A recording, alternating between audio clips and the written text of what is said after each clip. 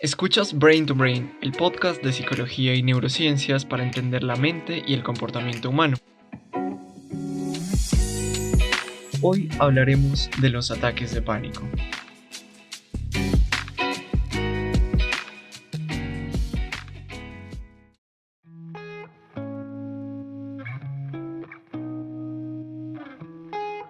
Hola, bienvenidos y bienvenidas a un nuevo episodio de Brain to Brain. Yo soy Víctor y hoy vamos a hablar de un problema de salud mental que afecta a personas con diversos trastornos mentales. Hoy vamos a hablar de los ataques de pánico.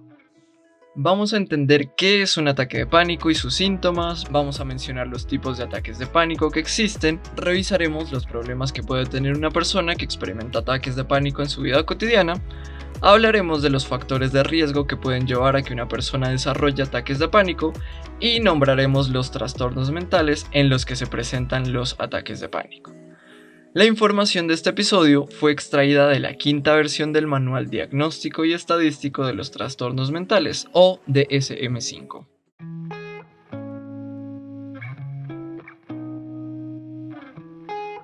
Primero, definamos qué es un ataque de pánico. Un ataque de pánico es una oleada repentina de miedo o malestar intensos que en cuestión de minutos alcanza su máximo. Esta oleada se puede producir al estar en un estado de calma o en un estado de ansiedad. En esos minutos en los que una persona atraviesa un ataque de pánico pueden experimentar al menos 4 de los siguientes síntomas. Puede ser que la persona en medio de un ataque de pánico sienta que su ritmo cardíaco aumenta. Puede ser que independientemente de la temperatura ambiental, esta persona empiece a sudar. También se le puede dificultar respirar y tener una sensación de ahogo. Además, posiblemente también pueda experimentar dolor o alguna molestia en la caja torácica, náuseas o malestar abdominal, mareo o inestabilidad, escalofríos o sensación de calor, sensación de entumecimiento, la sensación de que lo que ocurre no es real o la sensación de que uno se separa de sí mismo, miedo de perder el control y miedo a morir. Sí, definitivamente la experiencia de un ataque de pánico es horrible y algo que a pesar de que es breve provoca un sufrimiento muy intenso. Los ataques de pánico se dividen en dos tipos, el esperado y el no esperado. El ataque de pánico esperado es el que se presenta después de un evento obvio, estresante que desencadena el ataque. Por el contrario, en el ataque de pánico no esperado no hay una señal obvia o un evento desencadenante que provoca la aparición del ataque de pánico. La diferencia en presentar uno u otro tipo de estos ataques de pánico será determinante en el diagnóstico que una persona reciba.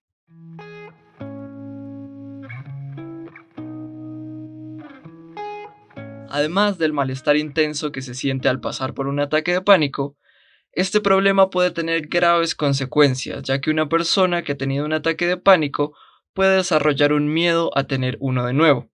Entonces puede que la persona abandone actividades que necesita realizar o que simplemente disfrutaba, todo por miedo a que al realizar estas actividades se presente un nuevo ataque de pánico. Es por esto por lo que muchas veces las personas que sufrieron ataques de pánico dejan de reunirse con sus amigos, abandonan su trabajo o estudios y no quieren exponerse a situaciones en las que crean que pueden experimentar nuevamente un ataque de pánico. En los casos más extremos, una persona que sufre de ataques de pánico puede desarrollar agorafobia, que es un miedo y evitación de situaciones en las que la persona se siente insegura o incapaz de escapar para llegar a su casa o a un hospital. De manera que en muchos casos las personas son incapaces de salir de su casa incluso por años. Por estas razones, los ataques de pánico también se pueden convertir en algo sumamente incapacitante para una persona, y además pueden desencadenar problemas de salud mental mucho más graves. Incluso se ha encontrado que los ataques de pánico están asociados a un número de intentos de suicidio e ideación suicida muy elevado.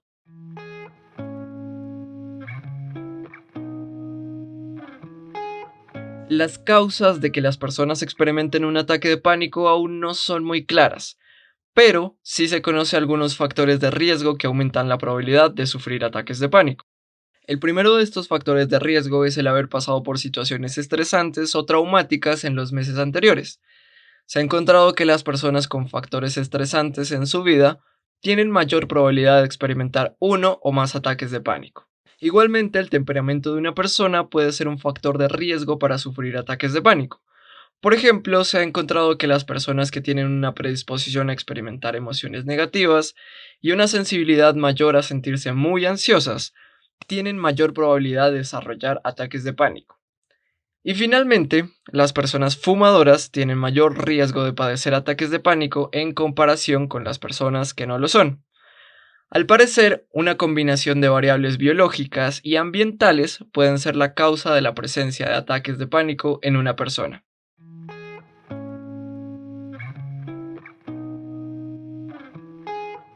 Los ataques de pánico pueden aparecer en cualquier trastorno mental, por ejemplo, en el trastorno afectivo bipolar, en trastornos de alimentación, en los trastornos de personalidad, en los trastornos psicóticos, en los trastornos por consumo de sustancias y en especial los ataques de pánico aparecen como un síntoma en los trastornos de ansiedad. En los trastornos de ansiedad, un ataque de pánico puede ser desencadenado por situaciones sociales, en el caso de la ansiedad social, por objetos o situaciones concretas en las fobias, por la separación del hogar o de las figuras de apego en el trastorno de ansiedad de separación, o por las preocupaciones en el trastorno de ansiedad generalizada. Además, uno de los trastornos mentales que se caracteriza especialmente por la presencia de los ataques de pánico es el trastorno de pánico. Este trastorno es diagnosticado cuando se presentan ataques de pánico recurrentes y no esperados. Es decir, una persona que sufre del trastorno de pánico tiene ataques de pánico frecuentes de manera inesperada, usualmente en estado de calma sin una causa evidente que lo desencadene. Realmente en la práctica clínica es muy raro observar un caso en el que se presenten ataques de pánico sin la presencia de un trastorno mental, por lo que el tratamiento de los ataques de pánico irá incluido en el tratamiento del trastorno mental particular de cada caso.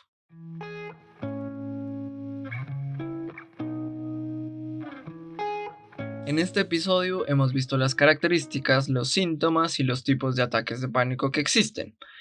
Hemos hablado de las consecuencias negativas que tienen los ataques de pánico en la vida de una persona. Mencionamos algunos factores de riesgo que aumentan la probabilidad de que una persona sufra de ataques de pánico y hablamos de los trastornos mentales en los que se presentan los ataques de pánico, haciendo énfasis en el trastorno de pánico. Espero que este episodio te haya sido interesante y hayas aprendido de este tema. Si sabes de alguien que esté pasando por problemas similares a los que he descrito en este episodio, o eres tú mismo o tú misma la que tiene este tipo de problemas, mi recomendación siempre será que busquen orientación y ayuda profesional. De seguro, con un buen acompañamiento se puede salir de una situación complicada.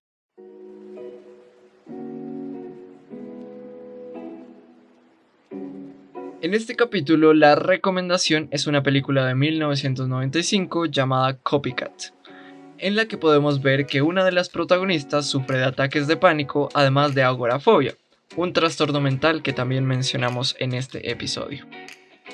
Muchas gracias por escuchar Brain to Brain. No olvides escribirme por Facebook o Instagram tus preguntas, comentarios o sugerencias para próximos episodios. Además, puedes compartir este podcast para que toda esta información llegue a más personas. De nuevo, muchas gracias por escuchar. Hasta la próxima.